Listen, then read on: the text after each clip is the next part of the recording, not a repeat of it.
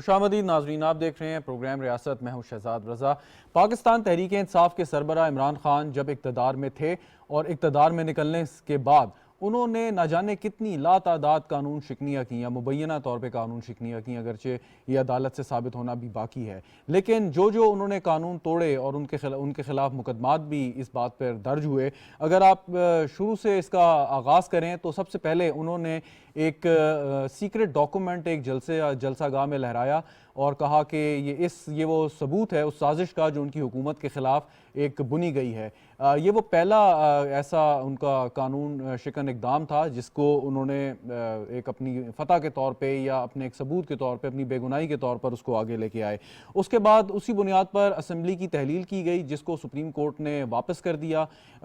वो भी फिर इमरान खान साहब ने एक एहतजाज का, जलसों का, आप जो भी उसको नाम दे लें, सिलसिला शुरू किया। उसमें क्या कुछ हुआ, अमलाक को, सरकारी अमलाक को, निजी अमलाक को नुकसान पहुंचाया गया, जब जैसे हमने देखा 25 मई को, और उसके बाद अब वो GT रोड पर रवा दवा हैं। इससे पहले जब वो वज़ीर आज़म थे तो उन्होंने तोशा खाना से कुछ कीमती तोहफ़े लिए जिसकी आजकल बहुत बहुत बाज़गश्त हो रही है। और एक उस घड़ी के ख़रीदार भी सामने आए हैं जिन्होंने ये वाज़े तौर पे कहा कि इस घड़ी की मालियत अगरचे बहुत ज़्यादा थी लेकिन इमरान खान साहब को उन्होंने कुछ पैसे देके $2 मिलियन देके उनके एक फ्रंट मैन या फ्रंट वुमेन के ज़रिए उन्होंने ये तोहफ़े हासिल किए। ये भी उन पर एक इल्ज़ाम है जिसकी उनको यकीनन उनसे पूछगछ होनी चाहिए और उनको जवाब देना चाहिए। फ़ॉरेन फंडिंग का केस उनके ख़िलाफ़ चल रहा है कि उनकी जमात ने एक नाजायज़ तरीके से बाहर से जो है पैसे मंगवाए और उन पर भी खुर्द-बुर्द किया।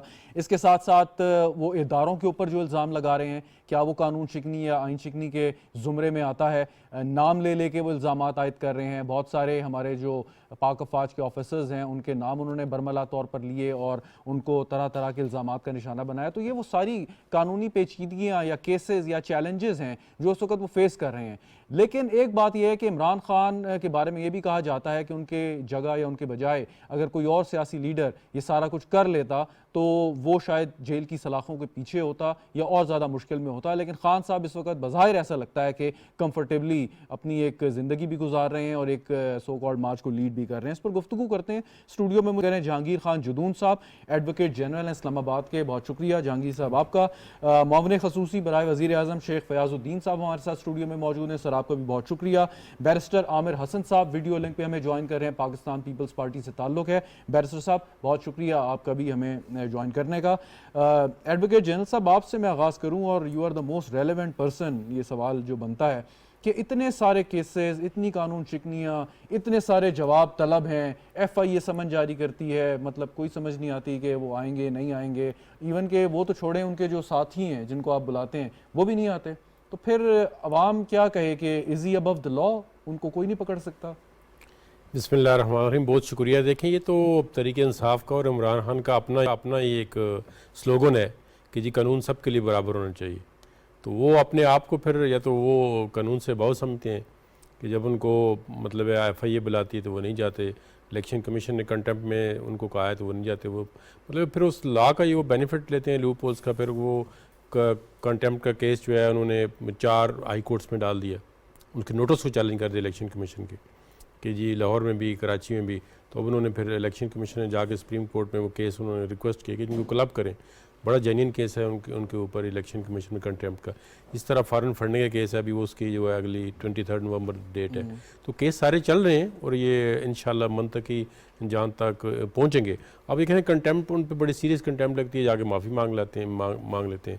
तो फिर कोर्ट थोड़ा सा लीनियंट व्यू लेती है, जी एक लीडर है, लीड कर रहा है, माफ़ी मांग रहा है। तो आप वाली जो आपने इंटरव्यू किया, मैं आपसे इत्तेफाक करता हूँ कि अगर हो सकता है कोई इनकी जगह कोई और लीडर होता तो इतने ब्लंडर करता तो वो अभी तक उसको कुछ ना कुछ हो जाता है। लेकिन ये प्रोसेस में है। आप समझते हैं कि एक तो चलें केसेस हैं, इल्ज़ामात हैं, हो सकता है उसमें कुछ सिविल नेचर के हों, लेकिन पॉइंट इस के क्या उनके खिलाफ इतना मवाद मौजूद है कानून नाफिज करने वाले इदारों के खिलाफ के पास कि अगर वो चाहें तो उन्हें गिरफ्तार कर सकते हैं या कम से कम समन कर सकते हैं?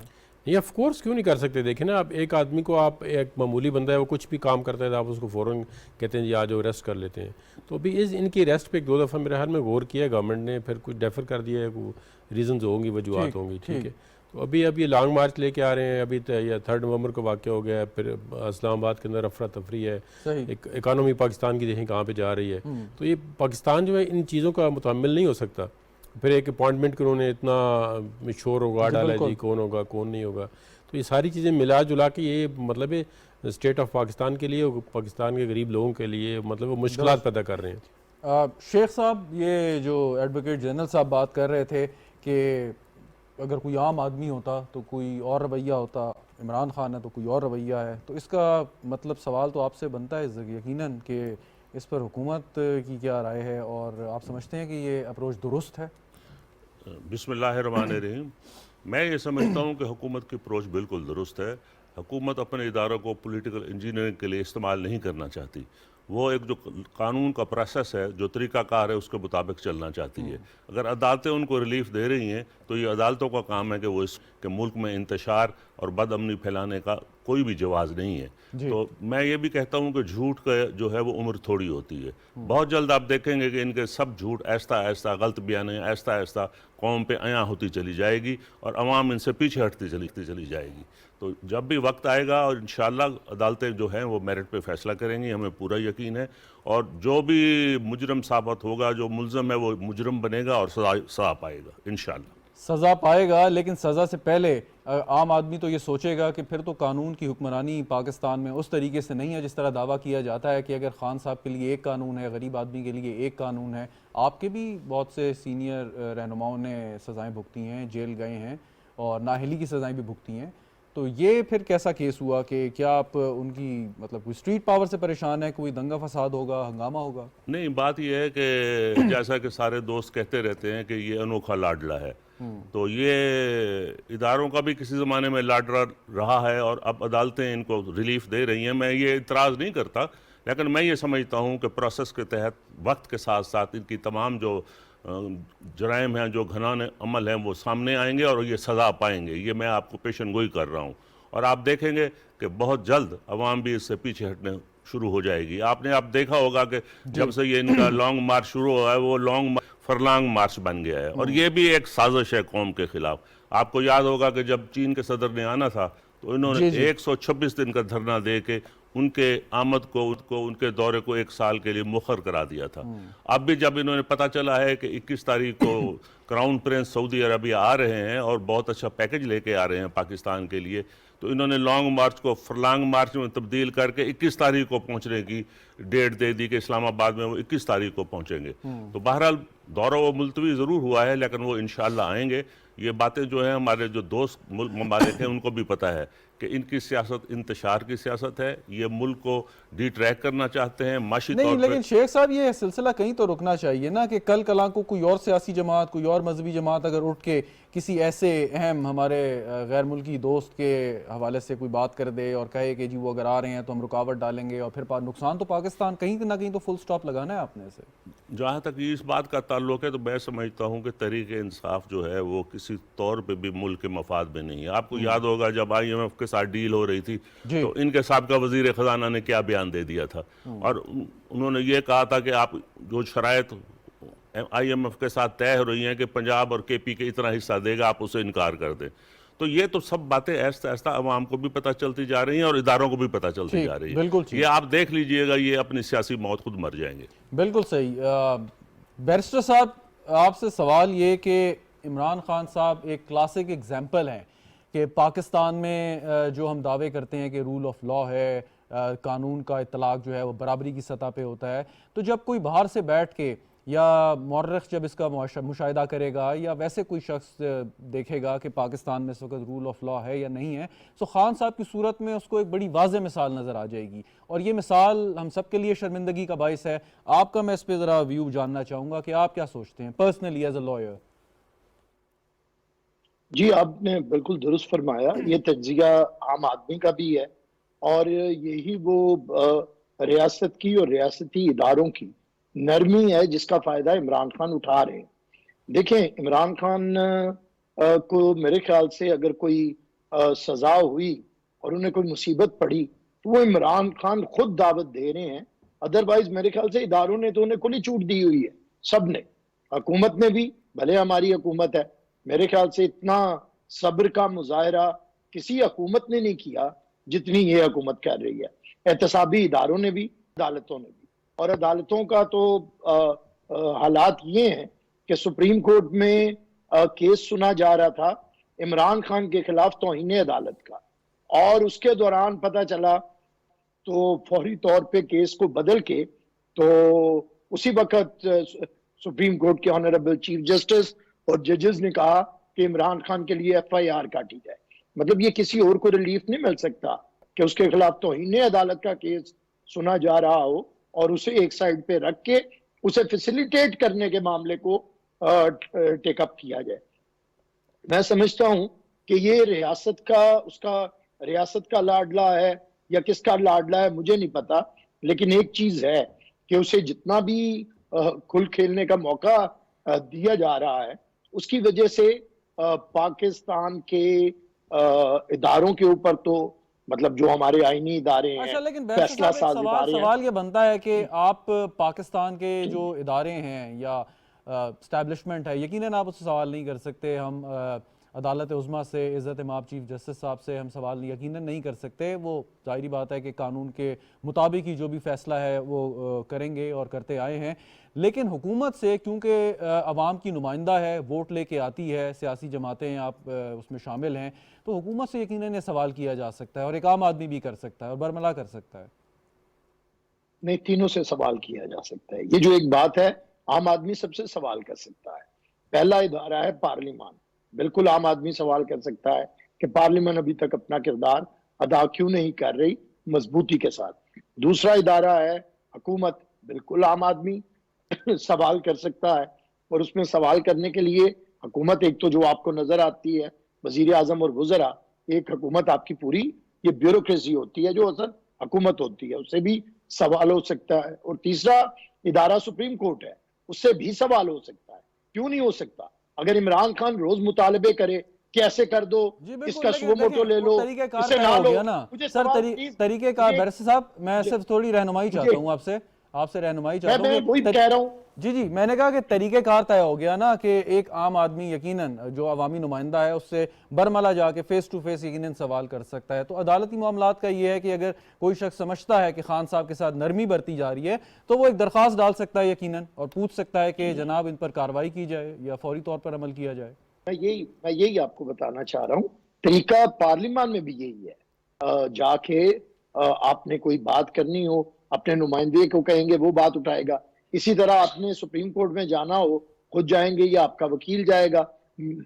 जो बड़ी जरूरी चीज है जिसकी तरफ तवज्जो देने की जरूरत है कि ऐसे लग रहा है कि पिछले कुछ अरसे से इमरान खान रियासत को और रियासत के इदारों को डिक्टेट कर रहा है। वो कहता है ऐसा कर दो, अब ऐसा होना चाहिए, ऐसा करोगे तो ऐसा होगा, ऐसा क्यों नहीं हो रहा। ये इमरान खान कौन है कि जिसकी मर्जी के ऊपर सारे फैसला साजी की जा रही है?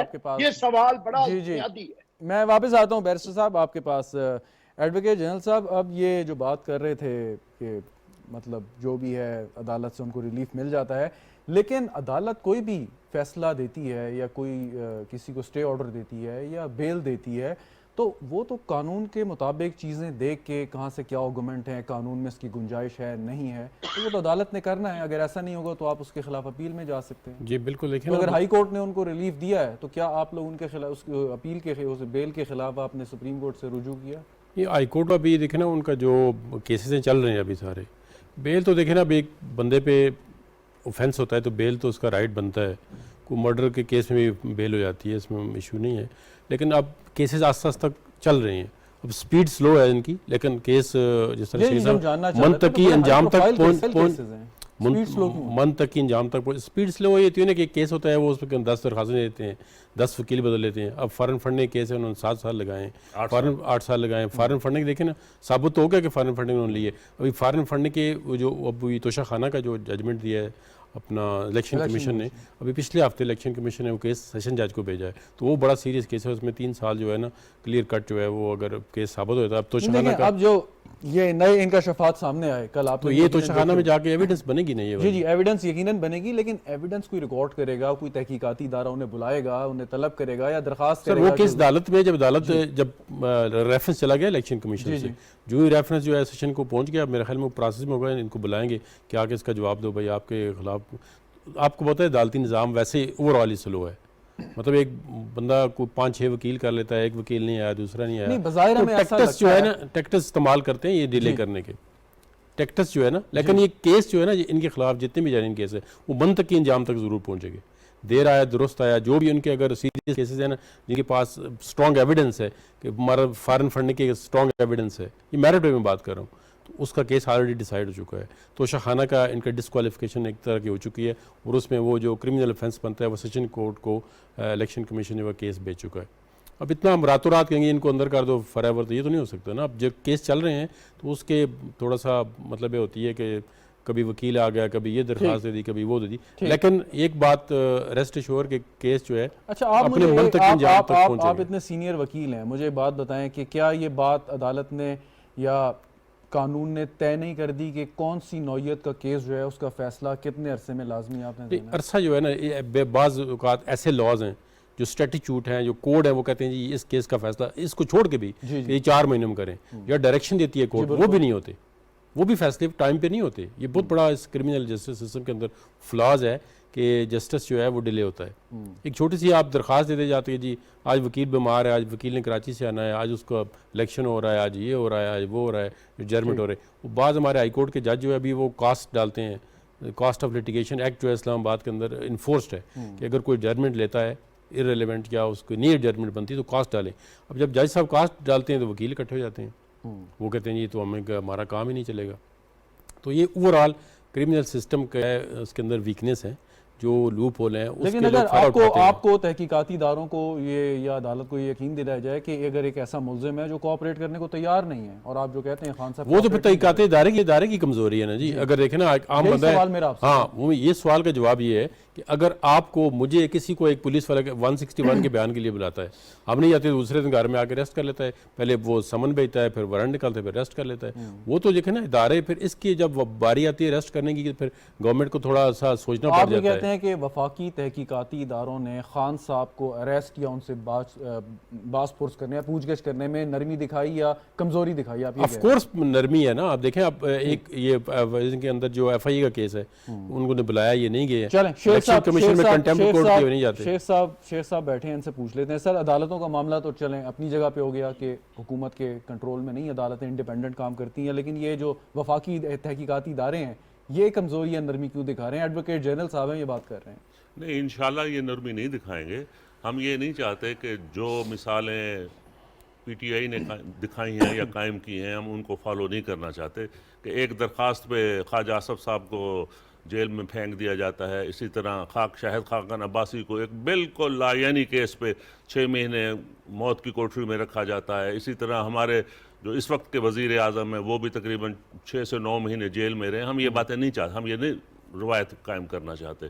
हम ये चाहते हैं कि ठोस बुनियादों पे अदालतों से इनको सज़ा हो। और आप देखेंगे, ये मैं मानता हूँ और बैरिस्टर साहब की बात बिल्कुल दुरुस्त है कि हीले बहाने से ये केस लंबा किया जाता है, जिसकी एक मिसाल उन्होंने फॉरेन फंडिंग केस के दी है कि 8 साल हो गए, उसके बाद फैसला हुआ है। लेकिन इमरान खान साहब अभी से शोर मचा रहे हैं कि वो पीपल्स पार्टी और नून लीग के फैसले क्यों नहीं हो रहे। वो भी इंशाल्लाह मेरिट पे फैसले होंगे, और जब वो फैसले इनके खिलाफ आएंगे, जैसे कि फॉरेन फंडिंग केस है, तकरीबन मैं समझता हूँ साबित शुदा केस है, और आप देखेंगे उसमें भी अल्लाह के फजल करम से मेरिट पे फैसला होगा। और यही है, हम ये चाहते हैं कि जमहूरी रवायात में इंतकाम नहीं होना चाहिए।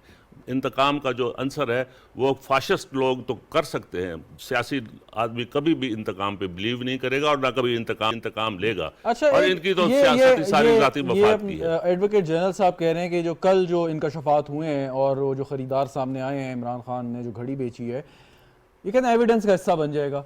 ये तो चले एक मामला चल रहा है कि उन्होंने वहाँ से तहफ़ लिए, आगे भेज दिए, लेकिन आप नहीं समझते ये क्रिमिनल ऑफेंस है, इस पर अलहदा से केस बन सकता है कि उन्होंने 2 करोड़ रुपए दे के 28 करोड़ की घड़ी बेची, और उस रिपोर्ट के मुताबिक या उस तहकीकाती जो प्रोग्राम था उसके मुताबिक उसकी कीमत जो है वो 1.5 अरब से ज़्यादा है। 2 अरब से ज्यादा है। 2 अरब से ज्यादा 12 मिलियन डॉलर जो है वो आज 2 अरब से भी आज ज्यादा के बना। मुताबिक 2 अरब से ज्यादा। जी, बिल्कुल सही कहा आपने। बात यह है कि आज ख्वाजा आसफ साहब ने भी प्रेस कॉन्फ्रेंस में कहा है कि इन सब बातों का उनको कानून के सामने जवाबदेह होना पड़ेगा, और आप देखेंगे कि 1-2 दिन में ही इन पे कार्रवाई शुरू हो जाएगी।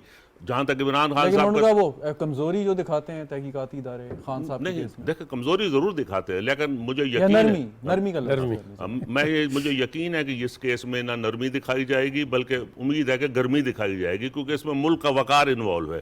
तो इमरान खान साहब ने तो बयान दे दिया मैं दावे कर रहा हूँ। भाई आप दावे क्यों करते हो? आप ये सबूत दे दो, आप मनी ट्रेल दे दो कि आपने किसको बेची है, वो आप नहीं बताएंगे, और कहां से पैसा आ गया ये भी बता दे, ये वो बिल्कुल नहीं बताएंगे। इधर उधर की हाँकेंगे कि मैं इंग्लैंड में दावा करूंगा, मैं दुबई में दावा करूंगा, मैं, क्योंकि उनको पता है जो दावे हैं वो बड़े लंबा अरसा, सिविल नेचर के जो केसेस है वो महीनों ले जाते हैं। शेख साहब की बात को आगे जरा से 1 मिनट के लिए, अब देखें ना, वो अभी से बयानियां बना रहे हैं कि मुझे इलेक्शन से पहले नायल कर दिया जाएगा। अब उनको अपना पता है, कहते हैं चोर की दाढ़ी में तिनका। अब उनको पता है कि मेरे खिलाफ इतने केसेस हैं, तो अब किसी न किसी केस में तो उन पे कुछ ना कुछ होगा ना। तो वो पहले से कह रहे हैं जी कि मुझे लगता है कि मुझे इलेक्शन से पहले नायल कर दिया जाएगा। हालांकि जेन्युइन जो केस हैं, देखें वो एविडेंस मौजूद होती है, उसका ट्रायल जब होगा तो कुछ ना कुछ लाजमी जो है ना, प्रमा फेशी हम देखते हैं कि स्ट्रॉन्ग केस है। अब अदालत की मर्जी है मेरिट पे किस तरह केस चलता है। एविडेंस तो प्रोसिक्यूशन ने देनी है, एविडेंस तो गवर्नमेंट की एजेंसियों ने देनी है ना, हमने एजेंसी ने कलेक्ट करके देनी है। तो प्रमा फेशी ये लग रहा है कि इन पे 2-4 केस जो हैं बड़े मजबूत हैं। बिल्कुल ठीक। बैरिस्टर आमिर हसन साहब, ये जो खास तौर पे केस है तोशा खाना का, और कल जो कुछ इंकशाफात सामने आए हैं, लेकिन इससे पहले खान साहब वो रसीद लगा के इलेक्शन कमीशन में अपने गोशवारों में ये चीज़ जमा करा चुके थे कि उन्होंने कितने की ली, कितने की बेची, क्या किया।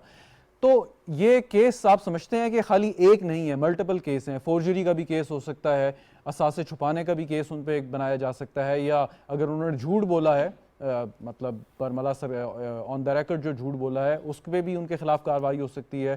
सो इसको आप किस एंगल से देखेंगे? ये केस क्या रुख इख्तियार करेगा आगे जाके? देखिए, केसेस तो जो इलेक्शन कमीशन ऑफ पाकिस्तान का फैसला आया है और जो अब उन्होंने भेज दिया है अदालत को, मातहत अदालत को, वो उस पर फैसला करेगी, और वो तो नजर आ रहा है कि उसमें क्या फैसला आएगा। मेरा तकाजा ये नहीं है कि फौरी तौर पे इमरान खान को कोई समरी ट्रायल के साथ उसे सजा दे दी जाए। मेरा मुतालबा मैं आपके सामने रखता हूं, जो कि जरूरी मुतालबा है। मेरा मुतालबा पहला है पार्लियामेंट से और हुकूमत से कि आर्टिकल 6 को जब ISPR भी कह चुकी है, फौज भी कह चुकी है कि हुकूमत इसके खिलाफ कार्रवाई करे। एक शख्स आपके पाकिस्तान के सेंसिटिव मामलात को मुतनाज़ा बना रहा है, वो आइन में लिखा हुआ ये इख्तियार तो मांगता है कि मुझे एहतजाज का हक दे, लेकिन वो आइन में लिखा हुई बाकी बातों को क्यों नहीं मांगता कि आपको कुछ मखसूस इदारे हैं जिनके बारे में जुबान दराजी नहीं करनी। अच्छा, जुबान दराजी तो छोड़ें, उस पर बयानिए बनाए जाते हैं, उस पर इतना। अब ये देखें, साइफर वाला जो ड्रामा था, ये किसके किसके खिलाफ था? साइफर वाला ड्रामा सबसे पहले पार्लियामान के खिलाफ था कि पार्लियामेंट बिकी है, उसके बाद हुकूमत के खिलाफ था कि हुकूमत इंपोर्टेड है, उसके बाद अदलिया के खिलाफ था कि अदलिया ने हला कह दिया कि इसमें कुछ नहीं, अदलिया के बारे में क्या जुबान इस्तेमाल हुई। उसके बाद ये फौज के खिलाफ था, एस्टेब्लिशमेंट के खिलाफ था जिन्होंने कहा इसमें कुछ नहीं। इस पूरी रियासत के खिलाफ एक शख्स बयानिया बनाता है और फिर चंद टके में बिकता है, दोबारा खुद ही पैसे दे के और एक मुल्क से दोस्ती करने के लिए, फिर कहता है जो हुआ रात गई बात गई, इसे छोड़ दें, आगे बढ़ते हैं। अच्छा, आप जो शुरू करें और जो खत्म कर दें और आगे बढ़ जाए। क्या ये बनाना रिपब्लिक जो इमरान खान इसको बनाना चाहता है हमारी रियासत को, इस तरह तो वो बना रहा है, क्या आर्टिकल 6 इनिशिएट नहीं होना चाहिए? क्या इससे पूछा नहीं जाना चाहिए? किस तरह इसे जुर्रत है उन इदारों के खिलाफ? देखें, आज भी सदर पाकिस्तान इसका है, अगर इसे इंटेलिजेंस एजेंसी से कोई प्रॉब्लम है तो उनकी मिन्नतें करने की बजाय कि मेरे इक्तदार में मदद करे, उनके साथ सीधी सीधी बात करे कि आपने सवाती के साथ ये ज्यादती की है या फलां के साथ, अगर आपके पास कोई सबूत है। अदरवाइज पॉलिटिकली आप अगर प्ले करेंगे कि आप ISI को हरफ तनकीद बनाएंगे, फौज को बनाएंगे, आर्मी चीफ के मामले को बनाएंगे, फिर फौज क्या करेगी? कैसे जवाब देगी? हुकूमत कैसे जवाब देगी? उसका तरीका कार आइन ने दिया है कि इसके खिलाफ फौरी कार्रवाई की जाए, कार्रवाई इनिशिएट करे गवर्नमेंट और सजा दे पार्लियामेंट। उसमें इमरान खान कैसे रोक सकता है? इसमें हुकूमत की नरमी भी है और कहीं ना कहीं नरमी से ज्यादा ठंडापन है। वकील अपना केस बिल्ड करता है, अदालत के सामने पेश करता है, लेकिन उससे पहले वकील खुद भी कन्विंस होता है कि इस केस का फैसला क्या आएगा और मैंने प्ली क्या लेके जानी है। आप यकीनन कन्विंस होंगे। मैं पूछना चाहूंगा कि आप कन्विंस हैं कि खान साहब जो है वो गद्दारी के मुर्तकिब हुए हैं? देखिए, गद्दारी मैं भी आर्टिकल 6 को इनिशिएट करें फौरी तौर पे, ये तो फैसला पार्लियामान करेगा। मेरे नजदीक बिल्कुल वो गद्दारी के मुर्तकिब हो रहे हैं। जो जुबान, देखिए कौन सी जुबान है, मीर जाफर, मीर सादिक, और किसे कहा जा रहा है, फौज के सरबराह को। अगर कोई शख्स उठे और मेरे फौज के सरबराह को कहे कि वो गद्दार है, गद्दारी किसे कहते हैं मुझे बताएं इसके बाद। अगर कोई कहे कि आपकी एजेंसियां ये कर रही हैं, वो ISI जिसके लिए भारत इस वक्त जश्न मना रहा है इमरान की जुबान के ऊपर, वो कहे, तो फिर और बताएं गद्दारी क्या होती है। उसके बाद आपकी क़यादत को, आपके वजीर आजम को, आपकी कैबिनेट को वो इंपोर्टेड हुकूमत गद्दार, चले सियासी लोग तो बर्दाश्त कर लेते हैं, कौन कौन बर्दाश्त करेगा। सुप्रीम कोर्ट ने इसके खिलाफ फैसला दिया कि ये आइन शख्स है, सदर पाकिस्तान भी आइन शख्स है, आइन शिकन है, इमरान भी आइन शिकन है, असद कैसर भी आइन शिकन है। वो इसके ऊपर पार्लियामान ने बात नहीं की। आइन शिकन के खिलाफ क्या मुकदमा शुरू नहीं करना चाहिए था? क्या दोबारा हमें सुप्रीम कोर्ट के पास नहीं जाना चाहिए था?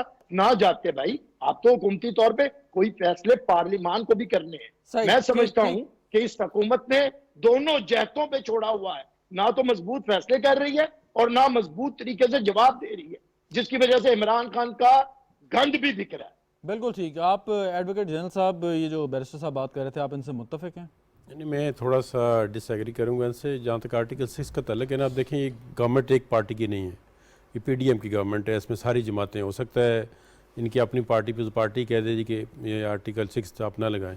इनके अंदर दूसरे ऑफेंस जो बनते हैं ना, अब आर्टिकल 6 लगा देंगे, वो कहेंगे जी फ्रीडम ऑफ एक्सप्रेशन है जी, एक लीडर है, इसको आप जो है वो एक प्रोसेस से एक ही लीडर है। ये तो सियासी बात होगी ना, सियासी बात अपनी जगह पे। मैं आपसे कानूनी बात पूछ रहा हूँ कि जो ज़बान इस्तेमाल की उन्होंने, जो ज़बान देखिए उसके लिए तो डेफेमेशन का लॉ मौजूद है, पीका ऑर्डिनेंस है, जो भी किसी के देखे ना, इसके पार्लियामेंट जो है एज ए इदारा पार्लियामेंट जुडिशरी पे और जो स्टेट इदारा है आर्मी का, उस पर तनकीद नहीं कर सकते। मेरी जदून साहब से सिर्फ सवाल है कि जदून साहब जहाँ पे इदारे के सरबराह को मुलव्वस किया जा रहा है उस तरफ, तो क्या उस पर डेफेमेशन है? नहीं, मैं आ रहा हूँ। अब वो देखें ना, अब पार्लियामेंट के अंदर जो पार्लियामेंट है वो उसका ये इख्तियार नहीं है कि वो जुडिशरी को या आर्मी को उसकी तस्दीक करे या उसको इदारा करे। अब ये इसमें जो ये कह रहे हैं, ये ठीक बात कह रहे हैं कि ये मुसलसल एक अदारे को भी टारगेट कर रहा है, तो उसके खिलाफ तो एक्शन अब देखें ना, अदारे की तरफ से तो गवर्नमेंट नहीं लेना है ना एक्शन।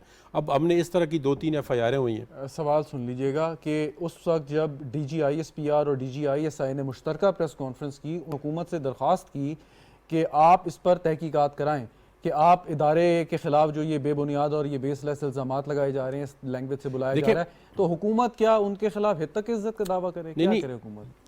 देखें जो आर्टिकल लगाना है ना आपने, उतनी गवर्नमेंट ने फैसला करना है, गवर्नमेंट है PDM की। नहीं वो अगेन सर, मतलब बात दुरुस्त कर रहे हैं आप, बिल्कुल। मैं आपसे कानूनी ये ना, कानून यही कहता है ना कि गवर्नमेंट इजाजत देगी सारी, तो फिर आगे आर्टिकल चल के फिर आपकी FIR कटेगी। अब कोई भी ऐसा 124 ग्राउंड मौजूद है लगने की। 124 इससे पहले आर्टिकल 6 से पहले 124 भी है ना, म्यूटनी अगेंस्ट मतलब एक स्टेट है, एक इदारे के खिलाफ जो है आप बगावत करते हैं, कुछ करते हैं। अब हाई कोर्ट या आपकी कोर्टें उसको मानती नहीं है। शहबाज गिल पे लगा, उन्होंने कहा जी इसने कौन सी म्यूटनी कर दी है, दूसरे दिन उसकी मतलब तीसरे जमानत हो गई, फिर दूसरे ये भी कहा कि इस पर आपने टार्चर किया है। अब जितनी FIR हुई हैं ना इस्लामाबाद के अंदर 124 की, उनको अदालतों ने एक्सेप्ट ही नहीं किया। बिल्कुल, लेकिन जो बैरिस्टर साहब ने बात की, सियासी बात आपकी दुरुस्त है बिल्कुल अपनी जगह पे, लेकिन कानूनी बात क्या आप समझते हैं इनफ ग्राउंड, रीजन, एविडेंस मौजूद है उनके खिलाफ कि उनके इस किस्म की कार्रवाई हो जाए? नहीं, मैं कहता हूँ उसमें देखें ना, डेफेमेशन के अंदर भी बहुत सारी चीज़ें होती हैं। पीका ऑर्डिनेंस के अंदर जो है ना, आपका साइबर टेररिज्म इसमें आता है, उसमें आप एक बंदे को खामखा उसकी बेइज्जती करते हैं या उसके एक इदारे की तज़हीक कर रहे हैं, वो साइबर टेररिज्म के और भी बड़े चार्जेस हैं। आर्टिकल 6 के अलावा मतलब वो कहते हैं ना, एक ओवरऑल ये बन जाता है जी कि आर्टिकल 6 आप किस तरह लगाएं, किस पे आर्टिकल 6 लगाएंगे। तो उसके अलावा जो लाज हमारे पास मौजूद है, डिस्क्वालिफिकेशन का ला नहीं, एक बंदा झूठ बोलता है 62(1) पे नहीं, इस पर नहीं लग सकती। एक बंदा जो है इतने एसेट छुपा रहा है, एसेट छुपा रहा है, तो उस पर 62(1) पे नहीं लग सकती। एक प्राइम मिनिस्टर को आप कहते हैं जी बेटे से तनख्वाह ना ले, उसको आप बाहर कर देते हैं without any trial supreme court के अंदर। और इसका ट्रायल करके भी तो इसको कर सकते हैं ना। बिल्कुल शखाना केस है, बड़ा स्ट्रांग केस है। बिल्कुल ठीक। शेख साहब, ये जो बहस जारी है कि आर्टिकल 6 लगे, आर्टिकल 124 लगे या ना लगे, फैसला सख्त करना है, नरम करना है, ये हुकूमत ने करना है, बिल्कुल दुरुस्त बात की इन्होंने। अब ये मुझे ज़रा समझा दें कि फैसला जो है वो कानूनी बुनियादों पर होगा या सियासी बुनियादों पर? देखें जी, कानून भी सियासत के साथ चलता है। सियासी लोग कभी भी कोई ऐसा काम नहीं करेंगे कि जिसमें अवाम में जाकर उनको शर्मिंदगी का सामना हो। मैं ये समझता हूँ कि गद्दारी का इनका मुकदमा बनता है या नहीं बनता, ये तो कानून वाले बताएंगे। मुल्क दुश्मनी का इनके खिलाफ सबूत भी मौजूद है और इनका रवैया जब से ये आए हैं, हुकूमत से निकले हैं, मुल्क दुश्मनी पे तुले हुए हैं। हर वो काम इन्होंने की है जिससे मुल्क की माशियत बर्बाद हो और अनस्टेबिलिटी और मुल्क में इंतशार फैले। इस पार्टी ने हमें दिया क्या है? इतने सालों में इन्होंने माँ सिवाय अवाम में अदम बर्दाश्त, गालम गलूच, और हम सबसे बड़ा जो जुल्म हुआ है हमारे साथ वो ये है कि हमारी जो तहजीबी रवायात हैं, जो हम एक दूसरे की इज़्ज़त करते थे, जो हम एक दूसरे का एहतराम करते थे, वो इन्होंने ख़त्म कर दी है। ये अपने सिवा किसी को इंसान ही नहीं समझते।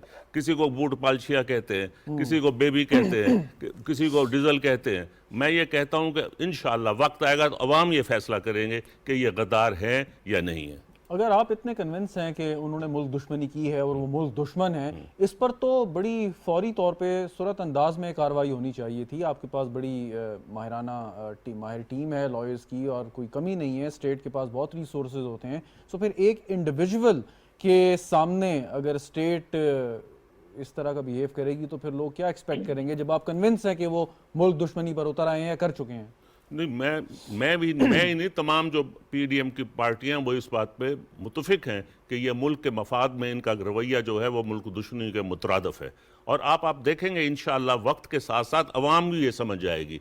अवाम को झूठ बोल के, झूठ की उम्र मैंने पहले भी अर्ज की थी ज़्यादा नहीं होती, झूठ की कली एक दिन खुल जानी होती है। बहुत जल्द आप देखेंगे कि अवाम इनसे पीछे हटते जा रहे हैं और हट जाएंगे और फिर ये इनकी सियासी मौत खुद मर जाएंगे। अच्छा, ये अभी आप कह रहे हैं जल्द हो जाएंगे, एडवोकेट जनरल साहब कह रहे हैं जल्द, वो मंतकी इंजाम तक पहुंच जाएगा, तो वो मैं ज़रा टाइम आपसे पूछता हूं कि आपके जहन में क्या है, कब तक ये सारा मामला हल की तरफ जाएगा? बैरिस्टर आमिर हसन साहब, ये भी शेख साहब ने बात की कि मुल्क दुश्मनी के सबूत हैं, पूरी की पूरी पीडीएम यानी कि हुकूमत इस बात पे कन्विंस है। अब आप मुझे बताएं, ये मुल्क दुश्मन की डेफिनेशन जो है ये किस कानून के तहत आती है? क्या हित्तक इज्जत के तहत लेके उनको मतलब जो भी सज़ा दी जाए, या इससे आगे आप समझते हैं कि और भी कोई आर्टिकल या शिक लग सकती है उन पर?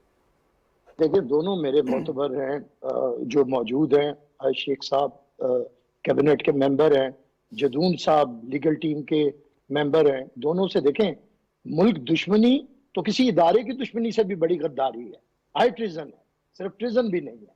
अगर कोई शख्स मुल्क दुश्मन साबित हो रहा है, इसी को तो हाई ट्रिजन कहते हैं। फिर जो मुल्क दुश्मन साबित किया जा सकता है, कैबिनेट के एक मेंबर इस चीज पे आपके सामने मुत्तफिक हैं कि उसे साबित करना आसान है, तो फिर मुसीबत क्या है? और मेरे ख्याल में कि अगर कोई शख्स क्या इमरान खान ने डिफॉल्ट कराने के लिए बात नहीं की? क्या इमरान खान ने मुल्क के 3 टुकड़े होने की बात नहीं की? क्या इमरान खान ने पाकिस्तान की खारजा पॉलिसी को चैलेंज करते हुए आपके दोस्ताना मुमालिक के साथ ताल्लुकात को तबाह बर्बाद नहीं किया? क्या इमरान खान की ये जो घड़ी बिकी है, ये जो दोस्ताना ताल्लुकात, एक पिलर है आपका सऊदीया के साथ ताल्लुकात, आपको इतना स्पेशल गिफ्ट दिया जाए और आप बाजारू होके उसे सरे बाजार बेच आए, क्या इस पे और गद्दारी और घटियापन किसे कहते हैं, ट्रिजन किसे कहते हैं?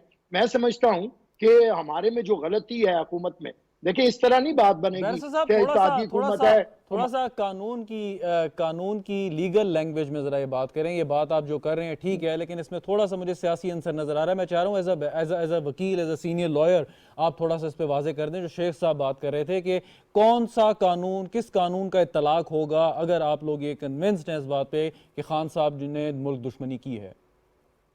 देखिए, मैं अभी कोई फैसला करने के लिए, मुकदमा होता है ना, इमरान खान कह रहा है कि जो 3 लोग मौजूद नहीं थे वजीराबाद में, उन्होंने मेरा कत्ल किया है, कत्ल की साजिश की है, वो मुझे कत्ल करना चाहते हैं। इमरान खान इस तरह खेल रहा है और आप उसके साथ ये कह रहे हैं कि तुम मुल्क को भी बुरा कहो, उसको भी। हम आर्टिकल 6 नहीं, इसके कहीं सियासी नुकसान ना हो जाए, ये फैसला अवाम करेगी कि आर्टिकल 6, अवाम नहीं ये फैसला करती, ये आपके पास इख्तियार है। गवर्नमेंट आर्टिकल 6 को इनिशिएट करती है, पार्लियामेंट उसकी कार्रवाई करती है, और देखें, मैं ये नहीं कह रहा कि इमरान को गद्दार डिक्लेयर करके आप चल पड़े, आप कार्रवाई तो शुरू करें ना, गुफ्तगू तो शुरू हो ना, इदारों के अंदर बात तो हो ना, इमरान खान को अंडर प्रेशर तो करें। वो झूठ के ऊपर अंडर प्रेशर कर रहा है और आप सच के ऊपर नहीं करना चाह रहे। आपने कोई भी अपनी रिट दिखा ही नहीं रहे, इमरान मजाक उड़ा रहा है अच्छा, कि ये लेकिन बनाना सुनिए, रिपब्लिक एक- है। एक- और एक- आप एक और सवाल। मुझे शहजाद साहब एक मिनट मुझे जरा बिल्ड कर लेने दे बात, जी। ताकि आपको आ जाए। देखिए, इमरान का जो बयानिए बिक रहे हैं वो इसलिए बिक रहे हैं कि वो झूठ बोल के भी बेच रहा है और हमसे सच भी नहीं बोला जा रहा। हुकूमत अपने महाज के ऊपर मुकम्मल खामोश है। इसकी मैं आपको मिसाल देता हूं कि 80% पाकिस्तान पे इमरान की हुकूमत है, पंजाब उसके कंट्रोल में है, खैबर पख्तूनख्वा उसके कंट्रोल में है, जी। कश्मीर गिलगित बल्तिस्तान उसके कंट्रोल में है। सही। वो शोर मचा रहा है कि महंगाई कर दी, तबाह कर दिया, हुकूमत ने बेड़ा गर्क कर दिया। कौन पूछेगा उससे कि उसकी क्या जिम्मेदारी है? 80% पाकिस्तान का हुक्म। और इधर पंजाब में हमारे दोस्त अपोजिशन ही नहीं कर रहे। वो नाम नेहाद अपोजिशन लीडर बना हुआ है इमरान खान, हालांकि हुकूमतें हैं उसके पास, लाहौर में बैठा है, हुकूमत है और अपोजिशन लीडर का किरदार अदा कर रहा है। उसे पूछा नहीं जा रहा। मैं कहता हूं सियासी महाज में भी, और जदून साहब से फिर मेरा, मैं बहुत सारी चीजें खुल के, मैं भी एक पॉलिटिकल वर्कर हूं, लेकिन मैं नहीं कहना चाहता बहुत सारी सख्त बातें। कभी भी रियासत और रियासती इदारों के खिलाफ इस तरह की जुबान इस्तेमाल हो जाए तो उस पर डेफेमेशन नहीं लगती भाई। आर्टिकल 6 किस मर्ज की दुआ है और आर्टिकल 6 इस्तेमाल कब हुआ है? अच्छा, मुझे लेकिन बताएं। वैसे साहब पॉइंट सुनिए, इमरान से बड़ा कोई इस पे क्लासिक एग्जांपल जदून बताएं। साहब यकीनन बात करेंगे। मेरा एक सवाल सुन लें, मुख्तसर जवाब चाहूंगा कि माजी में जिस तरीके से पॉलिटिशियंस को टारगेट किया गया या उनको गद्दार डिक्लेयर कराने की कोशिश की गई या कराया गया, वो बहुत ज़्यादा पोलिटिसाइज भी हो गया। अब आप नहीं समझते, सियासी बात कर रहा हूँ, कि हुकूमत के जहन में यकीनन ये होगा कि इसको भी वो इसको समझेंगे और अपने जो भी उनके सो कॉल्ड सपोर्टर्स हैं उनके सामने पेश करेंगे कि देखें मुझे एक और तमगा मिल गया। तो सियासी तौर पे तो ये एक इतनी अच्छी शायद तदबीर ना हो जैसे शेख साहब बात कर रहे हैं। देखिए, मैं बात एक करूं, बहुत सी तंजीमें ऐसी हैं जिनके खिलाफ कार्रवाई की गई है। टीएलपी ने क्या कर दिया था जिसे इमरान खान की गवर्नमेंट ने कालेधम करार दिया था? टीएलपी से ज्यादा इंतशार क्या इमरान नहीं कर रहा? क्या इमरान कलमे की तशरीह नहीं कर रहा? मजहब को इस्तेमाल नहीं कर रहा? अपने मुखालिफिन को काफिर नहीं कह रहा? ये नहीं कह रहा कि रोज़े माशर में सवाल होगा से बढ़ के इमरान खान के साथ खड़े पर होकर? पाबंदी लगाने के मूड में मुझे लगता नहीं है। नहीं, मेरी बात सुने, मैं ये नहीं, आप फिर बात को देखें। मैं जो बात कर रहा हूं कि जो कवानीन इमरान खुद इस्तेमाल कर सका। देखिए, मैं फिर कहता हूं, मैं किसी सियासतदान को गद्दार नहीं कहलवाना चाहता, लेकिन कार्रवाई एक दफा होगी तो किसी को पता चलेगा कि ये बनाना रिपब्लिक नहीं है। आर्टिकल 6 देखिए, आर्टिकल 6 किसके खिलाफ कब लगेगा? अगर इसके आज मुझे बताएं, मुल्क में किसी की एग्जाम्पल दे जिसने इमरान से ज्यादा मुल्क के 3 टुकड़े करने की बात की हो, जिसने मुल्क को डिफॉल्ट करने की बात की हो, जिसने मुल्क के आर्मी चीफ को इस तरह कहा, मुल्क के प्राइम मिनिस्टर को कहा, कोई मुझे एग्जाम्पल दे दे। बिल्कुल ठीक। जदून साहब, अब ये बात जो कर रहे हैं कि इनिशिएशन यानी कि उसको शुरू कर दें आप, और ऑब्वियसली वो फैसला हुकूमत का और काबीना का होगा।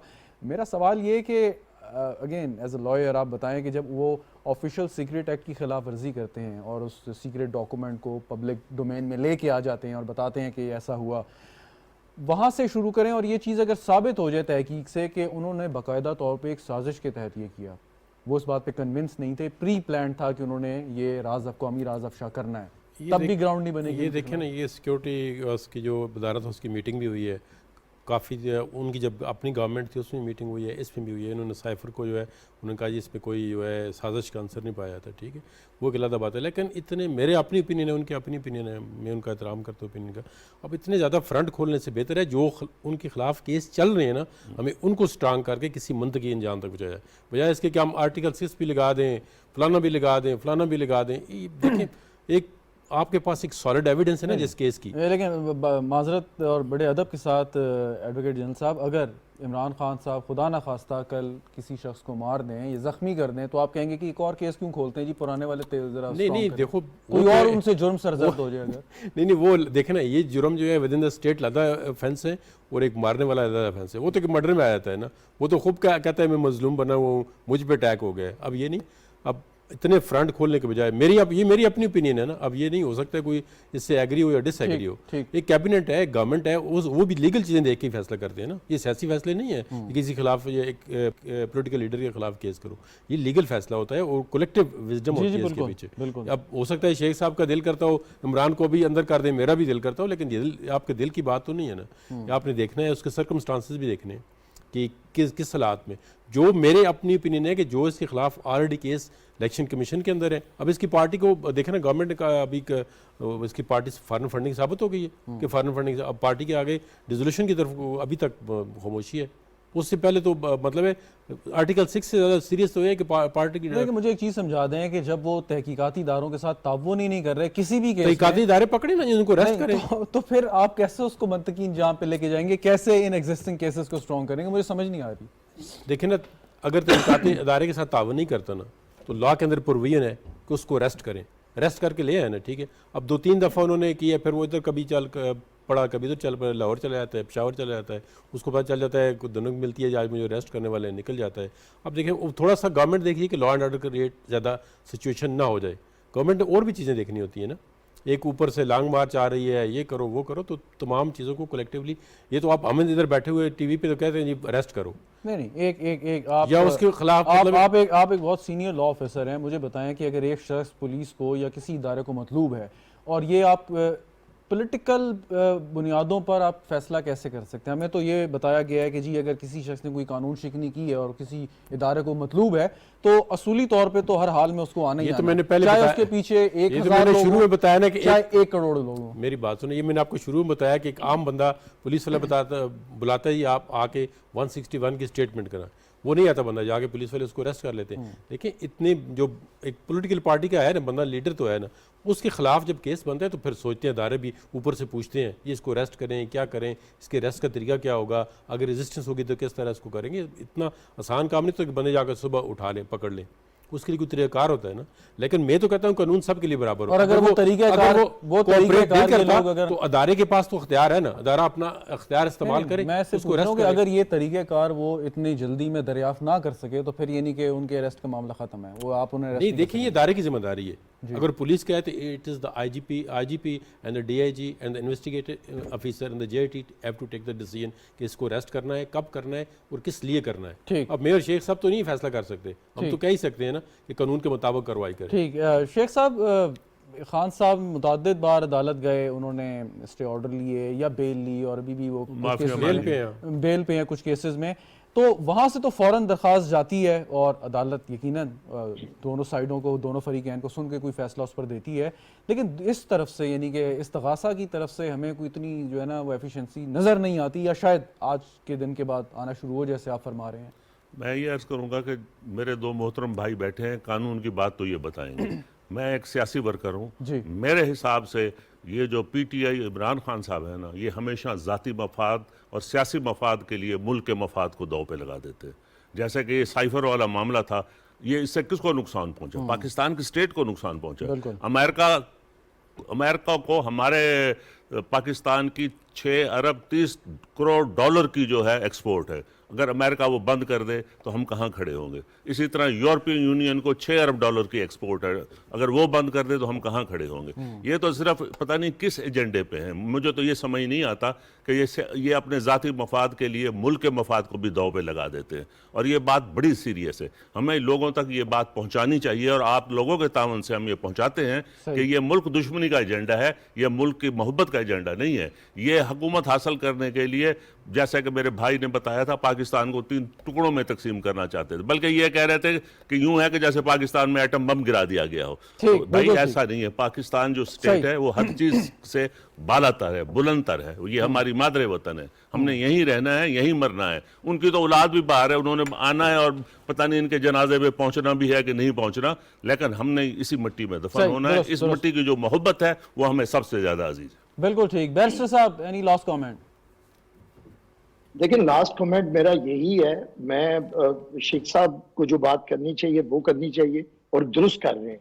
मेरा जदून साहब से फिर सवाल है, मैं पॉलिटिकल वर्कर हूँ, मेरा पहला काम मैं प्रैक्टिस की वजह से नहीं हूँ, मैं पॉलिटिकल वर्कर। मेरा जी कमेंट ये है भाई कि अगर कोई शख्स साइफर को डी कोड करने की बात करके और वजीर आजम हाउस से चोरी करवा दे, पाकिस्तान को बनाना रिपब्लिक कहे, आपके हर इदारे को उसने रुगेदा हो, पाकिस्तान के अंदर फसाद फिल अर्ज करवा रहा हो, हंगामे करवा रहा हो, अपने ऊपर जो भी उसका हमला हुआ नहीं हुआ, उसका जहां दिल चाहे उस हॉस्पिटल में जाए, जो चाहे वो करे, किसी को वो छोड़े ना। लेकिन आप कहें कि हम उसे सियासी तरीके से डील करेंगे, तो ये हमारे लॉ वाले लोगों का काम नहीं है।